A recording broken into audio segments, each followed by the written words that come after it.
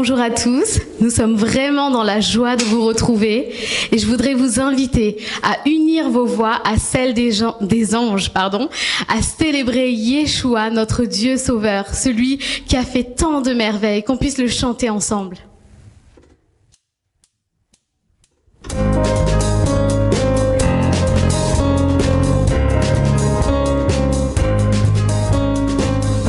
Miséricordieux, grâce incomparable, amour véritable, je t'exalte, tu es Yeshua, Dieu sauveur. Précieux Fils unique, beauté sans pareil, sagesse insondable, je t'exalte, tu es Yeshua, Dieu sauveur.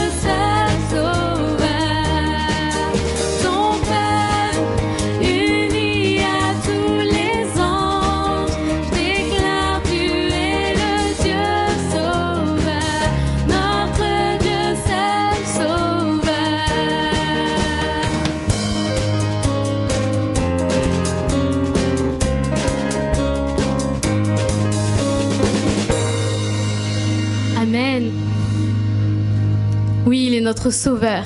Et peut-être que ce matin, tu n'as pas la joie dans ton cœur. Peut-être que ton âme est abattue, que tu es courbé sous le poids d'un fardeau, d'un péché, d'une culpabilité.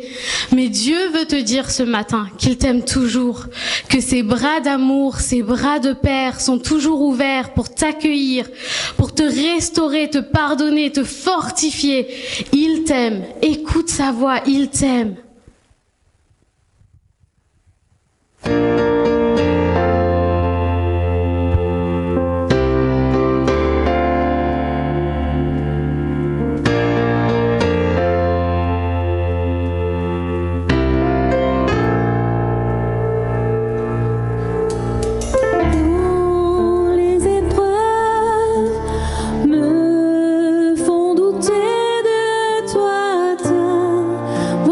Dieu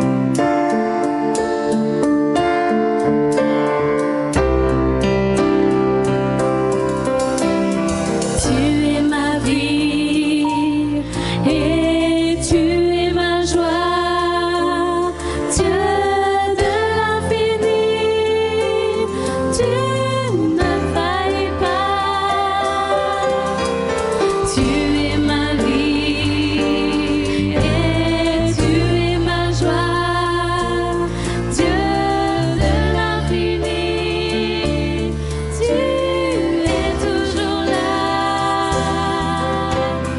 Tu es ma vie et tu es ma joie, Dieu de l'infini, tu ne faillis pas.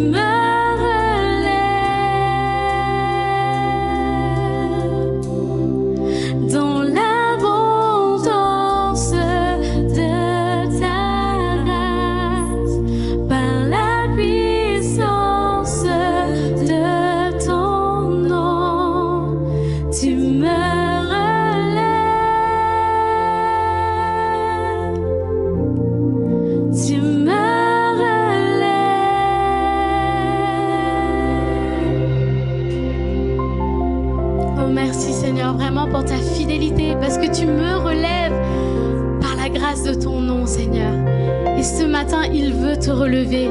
Ouvre-lui ton cœur. Laisse-le venir à l'intérieur de toi. Laisse son Saint-Esprit venir à l'intérieur de toi et prendre sa place. Et tu verras combien il est merveilleux d'habiter dans sa maison, d'être dans ses bras d'amour. Il est ta force, il est ton consolateur.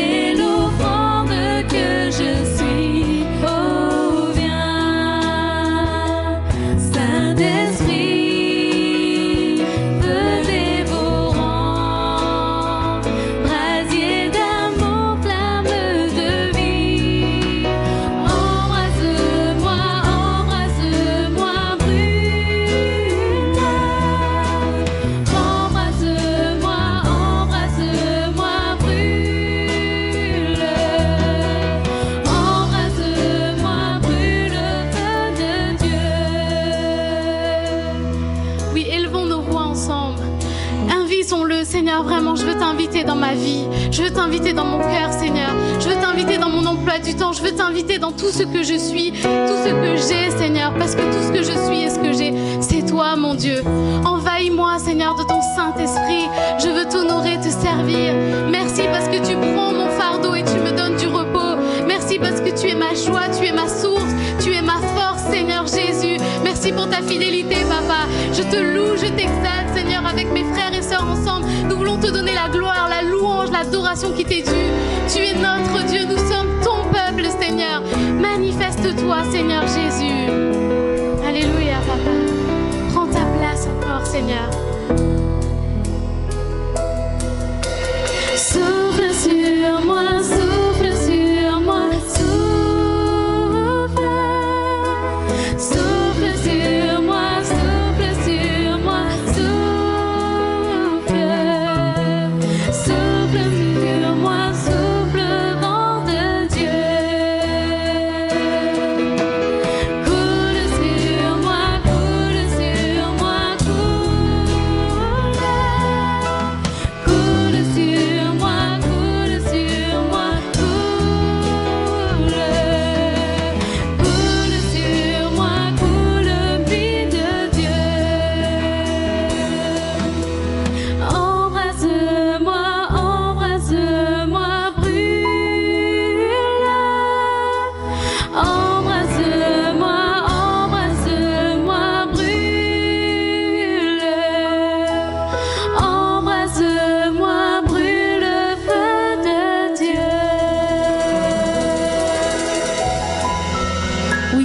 Saint-Esprit, viens brûler nos vies, nos cœurs. Et viens, Seigneur, par ton souffle puissant, parler, Seigneur, par ta parole à chacun de nos cœurs, Seigneur. Qu'elle puisse vraiment avoir un impact dans chacune de nos vies.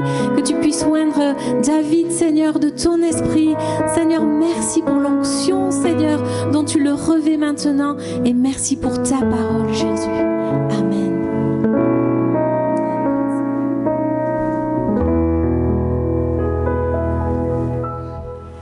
Bonjour à tous, on est heureux de vous retrouver ce matin pour partager ensemble la parole de Dieu. Et j'aimerais parler avec vous ce matin d'une parabole qui se trouve dans l'évangile de Matthieu, au chapitre 20, et les versets 1 à 16. C'est une parabole qui nous parle de la grâce de Dieu. On va voir ensemble ce que Jésus essaie de nous enseigner au travers de cette parabole. Donc Matthieu 20, à partir du verset 1er, nous dit: En effet, le royaume des cieux ressemble à un propriétaire qui sortit dès le matin afin d'embaucher des ouvriers pour sa vigne. Il se mit d'accord avec eux pour un salaire d'1 pièce d'argent par jour et les envoya dans sa vigne. Il sortit vers 9h du matin et en vit d'autres qui étaient sur la place, sans travail. Il leur dit: Allez aussi à ma vigne et je vous donnerai ce qui sera juste. Et ils y allèrent. Il sortit de nouveau vers midi et vers 3h de l'après-midi et il fit de même. Il sortit enfin vers 5h de l'après-midi, et en trouva d'autres qui étaient là, sans travail. Il leur dit: Pourquoi vous tenez-vous ici toute la journée sans travailler ? Ils lui répondirent: C'est que personne ne nous a embauchés. Allez aussi à ma vigne, leur dit-il, et vous recevrez ce qui sera juste. Le soir venu, le maître de la vigne dit à son intendant: Appelle les ouvriers et paie-leur le salaire, en allant des derniers aux premiers. Ceux de 5h de l'après-midi vinrent et reçurent chacun 1 pièce d'argent. Quand les premiers vinrent à leur tour, ils pensèrent recevoir davantage, mais ils reçurent aussi chacun 1 pièce d'argent. En la recevant, ils murmurèrent contre le propriétaire en disant: Ces derniers arrivés n'ont travaillé qu'1 heure, et tu les as traités comme nous, qui avons supporté la fatigue du jour et la chaleur. Il répondit à l'un d'eux: Mon ami, je ne te fais pas tort. N'as-tu pas été d'accord avec moi pour un salaire d'1 pièce d'argent ? Prends ce qui te revient et va-t'en. Je veux donner à ce dernier arrivé autant qu'à toi. Ne m'est-il pas permis de faire ce que je veux de mes biens ? Ou vois-tu d'un mauvais œil que je sois bon ? Ainsi, les derniers seront les premiers, et les premiers seront les derniers. Dans cette parabole, Jésus nous présente le royaume de Dieu d'une manière assez singulière. Il la compare à un propriétaire d'une vigne qui embauche tous les employés qu'il trouve et qui, à la fin de la journée, leur paye à tous le même salaire. Et connaissant la nature humaine, on peut se douter de ce qui en découle. À la fin, il y en a qui se plaignent et qui disent qu'ils mériteraient plus. Mais cette parabole, elle met plusieurs choses en évidence pour moi.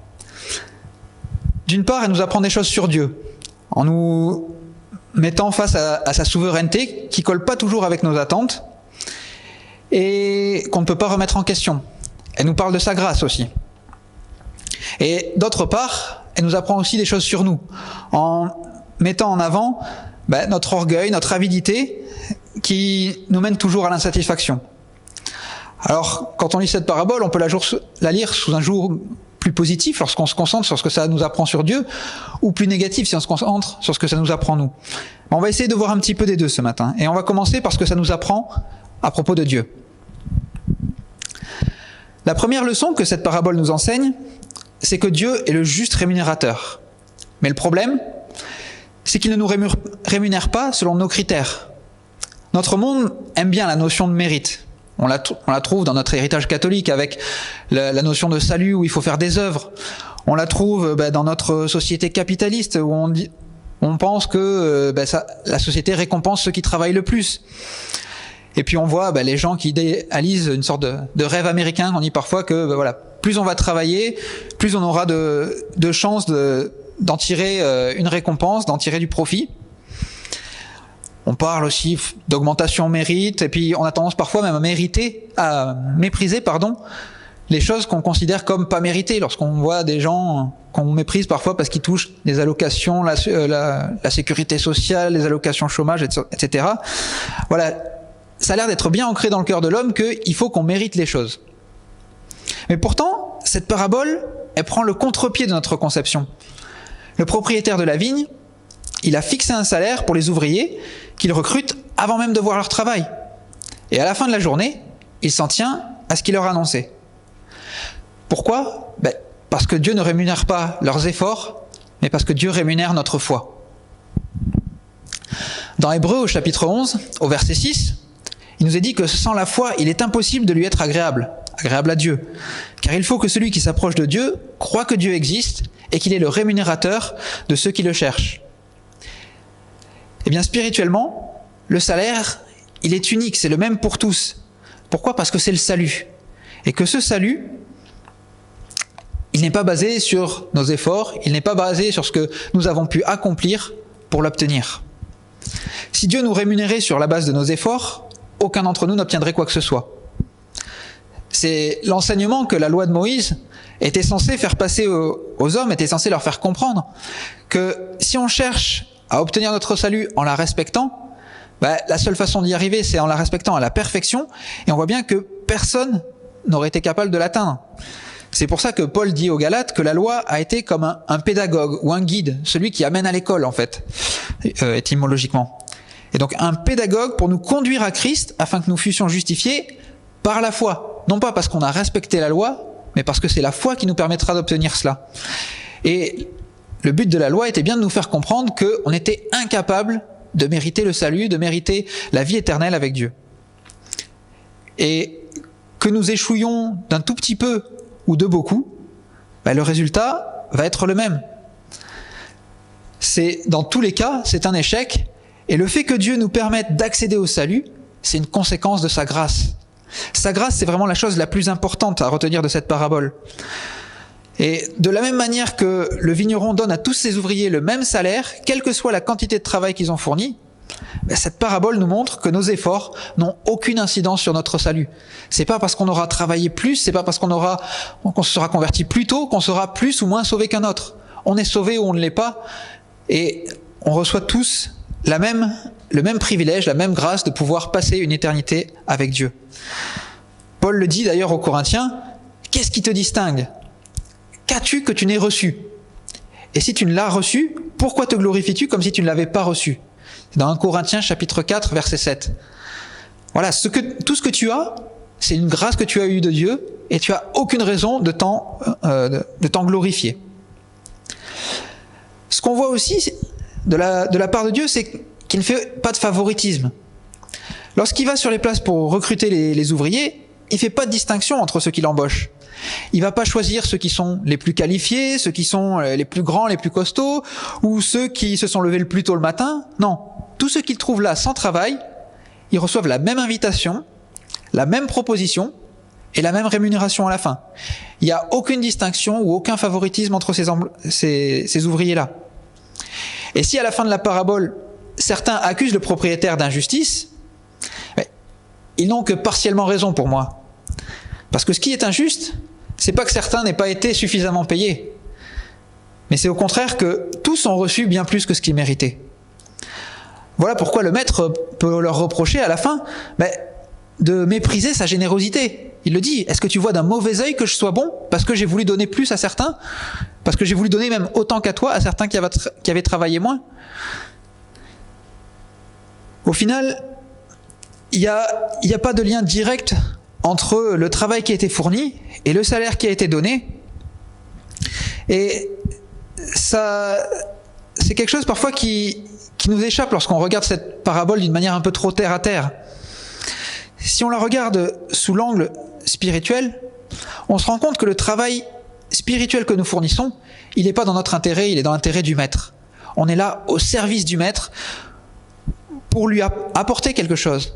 Et quand on transcrit l'image que Jésus nous donne ici dans le monde spirituel, lorsqu'on est appelé à servir Dieu, c'est qu'on est appelé à évangéliser, appelé à communiquer la grâce qu'on a reçue.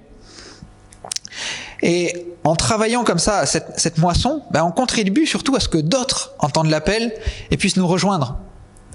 En échange de notre propre salut, on contribue au salut des autres, ni plus ni moins. Donc un employé exemplaire, il devrait surtout avoir les yeux sur l'objectif qui lui a été confié et y mettre toute sa motivation au service de ce but missionnaire, là, d'aller évangéliser, d'aller continuer à travailler dans les champs du Maître. Et surtout, doit réaliser qu'il y a une joie à avoir été recruté et devrait y avoir aussi la joie à voir de nouveaux ouvriers continuer à rejoindre les rangs. Certains hier soir faisaient même la remarque que ceux qui ont été embauchés le plus tôt devraient d'ailleurs être contents d'avoir pu travailler plus que les autres, parce que ceux qui arrivent le plus tard, en général, ont plutôt le regret de ne pas avoir pu commencer plus tôt. Donc voilà ce que cette parabole nous montre de la nature de Dieu au travers de tout ça. On voit bien cette grâce que Dieu nous a faite, on voit bien que Dieu ne nous traite pas selon nos mérites, selon nos capacités, selon nos talents, selon un quelconque critère qu'on pourrait fixer. Et c'est vrai que ça nous dérange souvent. On aime bien mériter les choses, on aime bien dire que c'est grâce à nous qu'on a pu obtenir quelque chose. Mais voilà, cette parabole, elle nous montre aussi qui nous sommes face à Dieu. Elle nous montre une part de notre nature. Et là, le tableau est moins flatteur. Parce que lorsqu'on se concentre sur ce que cette parabole nous apprend à propos de nous, eh bien, beaucoup passent à côté de l'enseignement spirituel sur le salut, et ils sont plutôt choqués par une morale un peu terre à terre. Ils se disent, mais si le propriétaire là, donne le même salaire à tous, est-ce que c'est pas en train d'encourager à la paresse? Si le propriétaire va revenir plusieurs fois dans la journée, autant atteindre la fin de la journée pour aller chercher du travail, histoire d'avoir le même salaire avec le minimum d'effort. Mais spirituellement, parfois on constate cette attitude chez certaines personnes qui pensent pouvoir attendre le dernier moment pour répondre à l'appel de Dieu. Quels avantages ils tireraient à se convertir tôt dans leur vie si au final le résultat est le même? Mais cette façon de penser, elle me rappelle une citation d'un homme qui, lorsqu'il était enfant, avait posé une question à son père qui venait de donner de l'argent à un mendiant dans la rue. Et il s'étonnait de dire, mais papa, tu viens de lui donner de l'argent, tu sais pas ce qu'il va en faire, et s'il va s'acheter de l'alcool ou de la drogue avec, est-ce que c'est vraiment une bonne chose de lui avoir donné cet argent? Et son père a eu cette réponse. Il lui a dit, la façon dont cet homme va dépenser cet argent que je lui ai donné, ça en dira long sur l'état de son cœur. Par contre, le fait pour moi de penser ce genre de choses au moment de lui donner, ça en dirait long sur l'état du mien. Et de la même manière, je pense que lorsque on a ce genre de raisonnement, de se dire, autant essayer de rentrer dans le travail le plus tard possible pour en profiter au maximum, eh bien, ça révèle qu'il y a un problème dans notre cœur. Une telle personne, elle montre par ce genre de raisonnement qu'elle est encore attachée à son péché, qu'elle a encore envie d'essayer d'en profiter au maximum, et que finalement, la seule raison qu'elle a de suivre Dieu, c'est peut-être une crainte du châtiment, et qu'elle se dit, mince, mais je sais pas quand Dieu va revenir, donc il faut que je sois quand même prêt. Mais quand même, si je pouvais continuer à profiter de ci, profiter de ça, voilà, ça montre que peut-être même que cette conversion-là n'est pas véritable. Peut-être même que cette conversion, il y a encore du travail à faire pour arriver à une vraie repentance qui nous fera renoncer complètement à notre péché. Et même au-delà de cet enseignement-là, certains le prennent de manière encore plus terre-à-terre, en l'appliquant à notre vie terrestre, et à dire, mais voilà, ceux qui ont été embauchés à la fin de la journée, ils ont essayé quand même d'en profiter. Non, c'est pas ce que nous dit la parabole là non plus. Lorsque le maître sort à 5 heures de l'après-midi, et qu'il en trouve qu'ils sont encore là en train d'attendre, quelle raison ils donnent pour ne pas être occupés? Et ils disent, c'est parce que personne ne nous a embauchés. Ces gens-là ne sont pas là parce qu'ils ont essayé de grappiller du temps là, à se reposer pour travailler au dernier moment. Non, ils sont là parce qu'ils ont cherché et qu'ils n'ont rien trouvé. Ça nous montre bien que là, la Bible n'est pas en train d'encourager à la paresse, comme certains pourraient parfois le croire. D'ailleurs, c'est contraire au reste des enseignements de la parole de Dieu. Vous connaissez tous ces textes dans les Proverbes qui exhortent le paresseux à ne pas se laisser aller à ses tendances, mais au contraire à se mettre en action. Dans Proverbes au chapitre 12, au verset 27 par exemple, où il nous est dit que le paresseux ne rôtit pas son gibier, mais le précieux trésor d'un homme, c'est l'activité. Et on a de nombreux autres textes comme ça dans Proverbes au chapitre 6 aussi qui nous donnent les mêmes enseignements. Et même dans le Nouveau Testament, Paul le dit aussi lorsqu'il s'adresse aux Thessaloniciens, dans la deuxième épître aux Thessaloniciens, au chapitre 3, dans les versets 8 à 12, où il leur dit « Nous n'avons mangé gratuitement le pain de personne. Autrement dit, pendant qu'on était au service de l'Église, pendant qu'on était prédicateur de votre Église, on n'a pas cherché à être rémunéré par l'Église. Mais au contraire, il dit, nous avons, dans le travail et dans la peine, nous avons été nuit et jour à l'œuvre pour n'être à la charge d'aucun d'entre vous. Autrement dit, Paul n'a pas voulu se faire rémunérer pour son travail dans l'Église, mais il a travaillé à côté et il encourage de la même manière les Thessaloniciens à suivre son exemple. Et il le dit, quelques versets plus loin, nous invitons ces gens-là, donc ceux qui essaient de profiter de la générosité des autres, nous les exhortons par le Seigneur Jésus-Christ à manger leur propre pain en travaillant paisiblement. Maintenant, si la Bible ne nous appelle pas, nous déconseille la paresse et qu'elle appelle le paresseux à ne pas profiter de ses frères et sœurs, elle ne permet pas non plus aux frères et sœurs eux-mêmes de juger si une personne mérite ou pas de recevoir notre aide. Pourtant, c'est ce que notre société aime faire, critiquer les uns les autres d'après ce qu'on perçoit de leur vie. Mais dans la famille de Dieu, c'est quand même une attitude qui est complètement inappropriée de notre part, d'aller juger de la situation des autres. Déjà parce que on ne connaît pas tout de leur situation. Et deuxièmement, parce que notre situation, en général, n'est pas meilleure que la leur. Comme on l'a vu plus tôt, s'il est évident que les autres ne méritent aucune grâce de la part de Dieu, mais il est évident aussi que nous non plus. Donc, qui sommes-nous pour aller juger les autres alors qu'on a été tous au même bénéfice de la grâce de Dieu ?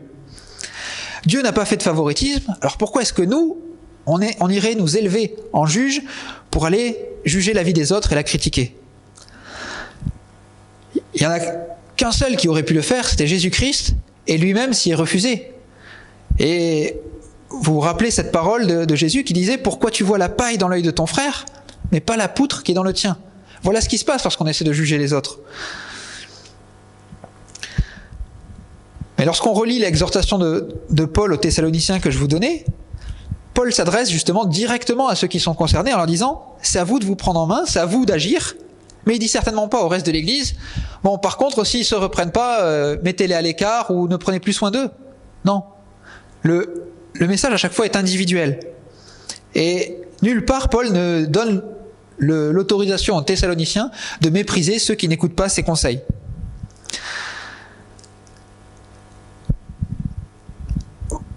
On voit dans notre société souvent cette tendance pourtant de mépriser ceux qui sont dans le besoin parce qu'ils ne travaillent pas. Mais pourtant, on oublie souvent quand on fait ça que associer les richesses matérielles avec la quantité de travail fourni, souvent c'est une illusion, parce que beaucoup de choses sont hors de notre contrôle. Le succès ne dépend pas seulement de la quantité d'efforts qu'on a fournis, parce que certains travaillent énormément toute leur vie, et pourtant ils ne gagnent pas grand-chose. D'autres, au contraire, ont été avantagés à leur naissance parce qu'ils sont nés dans une famille qui était déjà riche, parce que leurs parents avaient déjà pas mal de contacts, parce qu'ils ont pu aller dans les meilleures écoles.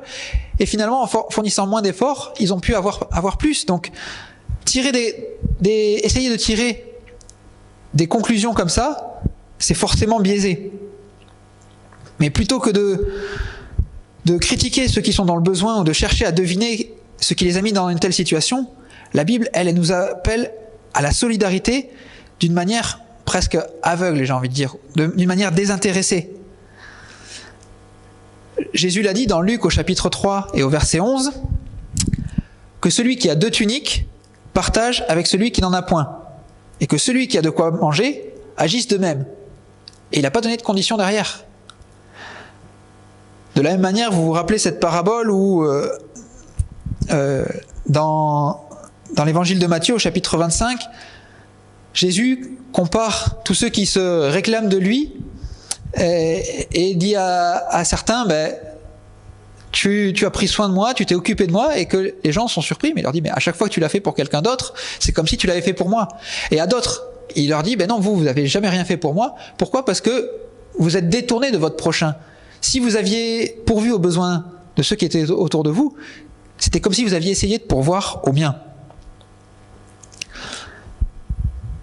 Le maître, lui, a choisi de faire preuve de générosité à l'égard de tous ses employés, sans les juger, sans faire de distinction entre eux. Alors qui sommes-nous, nous, pour juger nos semblables et faire du favoritisme ? Enfin, si on revient à l'attitude des ouvriers de la vigne, leur comportement traduit un certain état dans leur cœur. Parce que déjà, ils se plaignent alors que le propriétaire paye ce à quoi il s'est engagé. Il leur dit à la fin, c'est ce sur quoi on s'était engagé le matin, je m'en suis tenu à ma parole, je ne vous ai pas escroqué, arnaqué d'une manière quelconque. Et ils n'ont aucune raison de l'accuser à cause de ça.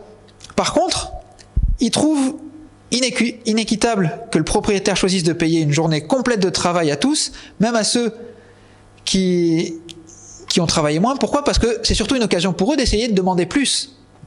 Et c'est ça qui motive vraiment leur demande. Au final, ils se préoccupent pas tellement que de la situation des autres ouvriers qui n'ont pu trouver du travail qu'en fin de journée. Ce qui les intéresse, c'est que là, ils trouvent une occasion d'aller dire au maître, mais finalement, si tu as été aussi généreux avec eux, tu devrais l'être encore plus avec nous. Et cette leçon, elle est malheureusement encore beaucoup à l'ordre du jour, aussi bien dans le domaine spirituel que dans le domaine terrestre. On voit des partisans du mérite partout, et qui utilisent souvent cet argument d'ailleurs pour se décharger de leur devoir de solidarité, et pour accabler ceux qui sont déjà défavorisés. Et ils rejettent la responsabilité sur l'autre pour masquer leur propre égoïsme. La vision du royaume de Dieu, elle est beaucoup plus altruiste que ça. Et quand on la compare avec la vision de notre société, on voit bien que c'est complètement opposé comme façon de concevoir les choses. Il n'y a pas besoin de se lancer dans des grands débats politiques pour constater que, en général, ceux qui veulent une société inégalitaire, c'est ceux qui en profitent le plus en général. Et même souvent, la meilleure façon de gagner un petit peu l'attention ou les faveurs de ceux qui sont un peu défavorisés dans la société, c'est d'essayer de leur vendre une société encore plus inégalitaire, mais en leur faveur. Il y a Henri Beck qui disait que le défaut de l'égalité, c'est que nous la voulons toujours avec nos supérieurs. Quand on voit que d'autres sont plus avantagés que nous, là on veut avoir les mêmes privilèges qu'eux, quitte à ce qu'eux ils en perdent un peu pour nous mettre tous sur le même pied d'égalité. Mais lorsqu'on se compare à ceux qui ont moins que nous, à la rigueur on va peut-être se battre pour que eux ils puissent avoir un peu plus de privilèges, mais on ne voudrait surtout pas perdre les nôtres pour se mettre à leur niveau. Comme dit le proverbe chinois, plus on est de fous, moins on a de riz. On est loin de l'appel de Paul là qui encourage les croyants à travailler non seulement pour subvenir à leurs propres besoins, mais aussi pour soutenir les plus faibles. Dans Actes au chapitre 20, au verset 35, il leur dit « Je vous ai montré de toute manière que c'est en travaillant ainsi qu'il faut soutenir les faibles et se rappeler les paroles du Seigneur qui a dit lui-même « Il y a plus de bonheur à donner qu'à recevoir ». L'exemple des ouvriers avec le même salaire, il va à l'encontre de nos opinions qui favorisent les inégalités. Et cette attitude dans le monde, j'ai envie de dire qu'elle n'a rien de choquant parce que c'est la nature humaine, c'est notre chair. Là où ça devient choquant, c'est quand on retrouve cette attitude-là dans l'Église. Et que parfois, on se met à faire des classements. Qui c'est qui mérite plus d'honneur que l'autre ? Regardez les disciples. Lequel de nous sera à ta droite ou à ta gauche ? Ou alors, on commence à se plaindre des profiteurs, de dire il y a certains services de l'Église quand même, il y en a qui en profitent, ils font jamais rien dans l'Église, et puis par contre, quand il s'agit de recevoir, ils sont là, peut-être qu'on devrait limiter. Non, c'est pas l'attitude qui nous est demandée. On arrive aussi à dénoncer parfois des traitements de faveur. Regardez dans Actes au chapitre 6, où certains commencent à se plaindre que les veuves juives sont mieux traitées que les Grecs, et puis au final, il a fallu se réorganiser pour faire taire ces critiques-là. Peut-être qu'elles étaient justifiées, et dans ce cas-là, c'est aussi un problème. Mais voilà, ces attitudes-là, en général, elles sont charnelles, et elles n'ont pas leur place dans l'Église. Dans l'Église, même si certains tentent de profiter de nous, ça ne nous décharge en rien de notre responsabilité. Nous sommes plutôt appelés à accepter l'injustice pour gagner l'autre plutôt qu'à défendre nos propres intérêts. Alors pour conclure, quand on relit cette parabole, moi je suis frappé de tous les enseignements qu'un texte si court contient.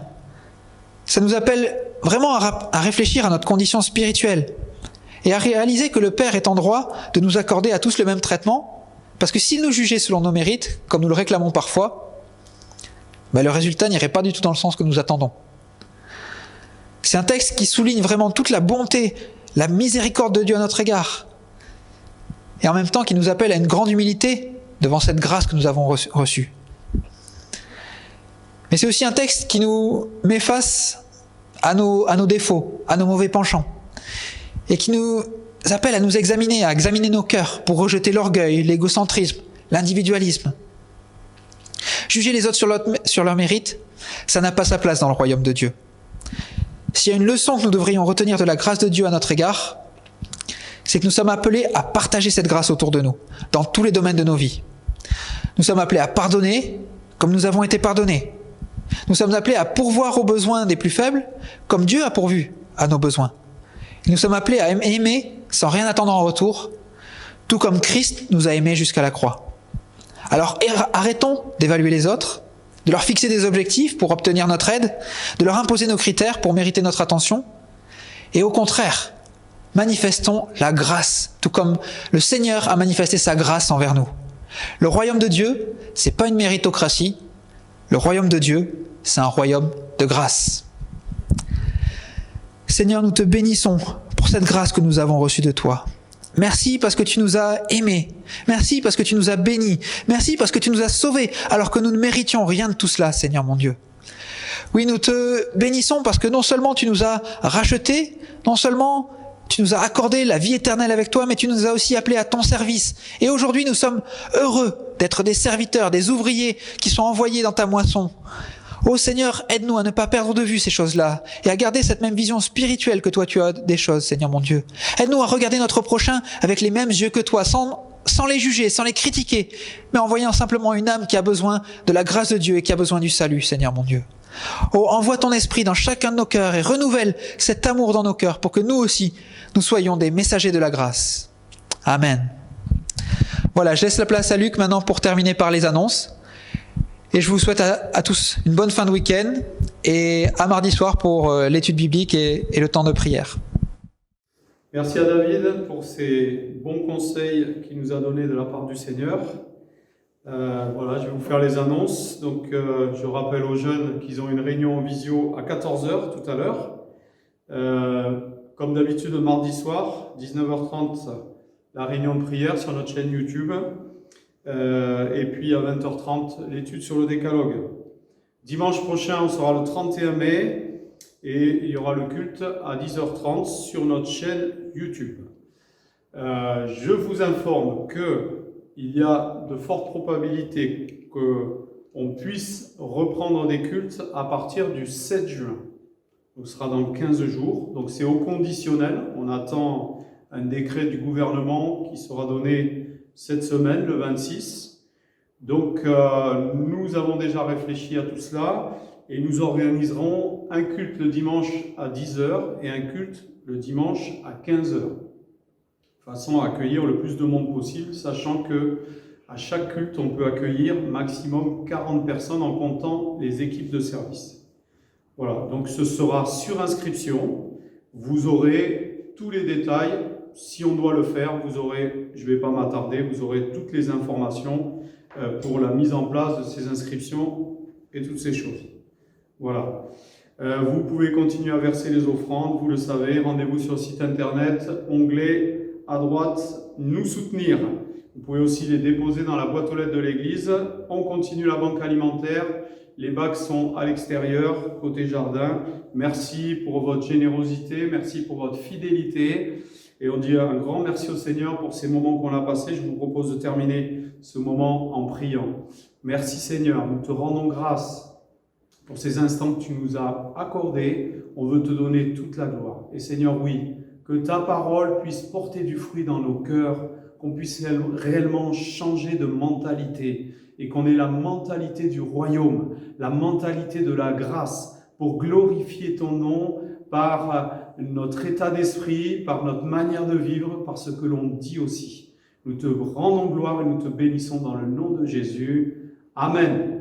Je vous souhaite une bonne semaine à tous dans la conscience de la grâce. Soyez bénis.